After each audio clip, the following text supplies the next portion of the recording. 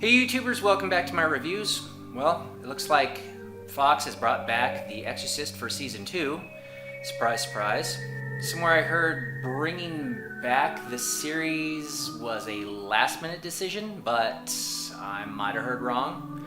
Honestly, I was reluctant in watching second season, but I thought I'd give it a chance, so let's take a look.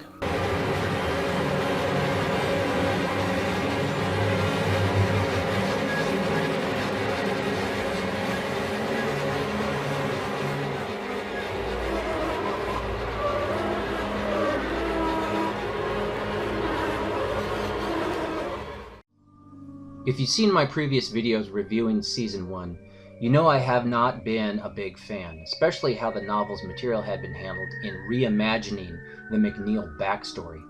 I'm sure I wasn't the only Exorcist fan who put the first season under the skeptic microscope. For me, there was a lack of character development, scenes that were pointless, giving very little to the main story, and two different storylines that seemed to compete with each other. The pilot episode didn't seem to set the show's tone or direction. I'm sure it was created to initially sell the show with its fan service, but ended up crashing, with a twist that went nowhere and an excuse to play tubular bells.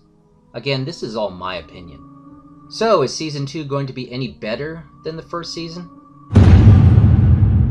Let's start off by looking at the title of this episode, Janus.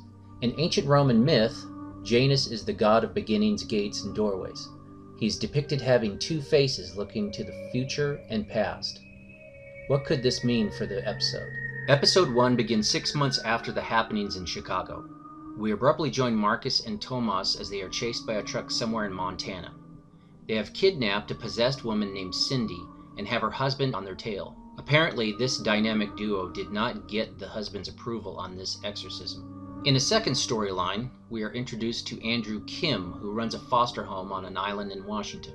The home is about to be evaluated by a social worker who happens to have a personal history with Andrew, this making the situation awkward, and Andrew nervous about the evaluation. On first impression, Season 2 seems to be off to a good start. In light of that, Season 1 could have been better off not trying so hard to relate to Blatty's material and focused on being its own thing, while reflecting on the novel's backstory.